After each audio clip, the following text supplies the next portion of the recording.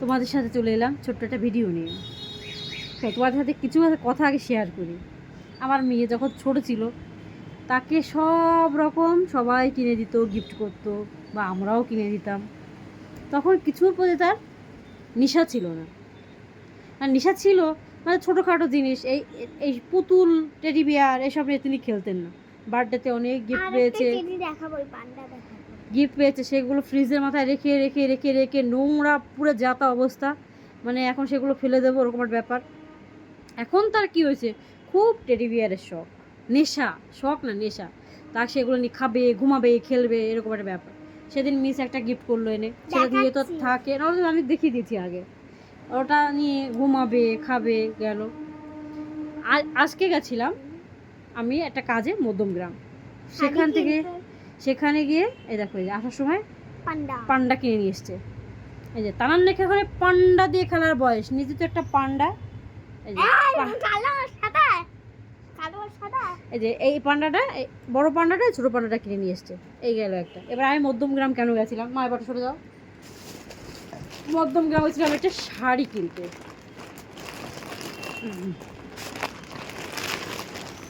সামনে তো পুজো। এটা ছিল অনলাইনে দেখেছিলাম, লাইভ দেখে তখন আমি আসলে ওখান থেকে বুক করিনি লাইভে, আমি সরাসরি দোকানেই গেলাম। যেটা দেখেছিলাম সেটা সোল্ড আউট হয়ে গেছে, ওটা আমি তারপরে এটা নিয়ে এলাম, কারদানা। কালারটা ভালো বোঝা যাচ্ছে না, এই যে এটা নিয়ে আসলাম। পুরো শাড়িতে এরকম স্টোনে আর সিকোয়েন্সের কাজ। শাড়িগুলোর কোথায় কেমন দাম অবশ্যই জানাবে। আমার এটা নিল ওই 2499, মানে 2500, 2500 টাকা নিল এটা। এই যে এই শাড়িটা কিনতে গেছিলাম মধ্যমগ্রাম পুজোর উপলক্ষে, বরের দেওয়া গিফট গেল। এটা একজনে গিফট করেছে, সেই গিফটটা আনতে গেছিলাম। এই যে গিফটটা কেমন হয়েছে জানিও।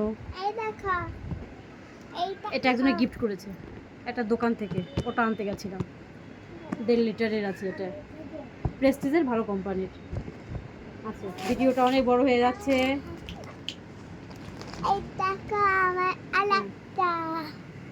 আচ্ছা, পুজোর শপিং হয়ে যাচ্ছে।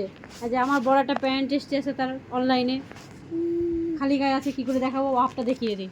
এই যে প্যান্ট পরে, হ্যাঁ পুরো ফিটিংস ঠিক আছে। এটা আমরা 4 পান্ডা।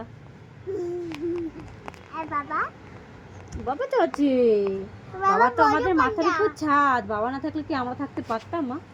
তাহলে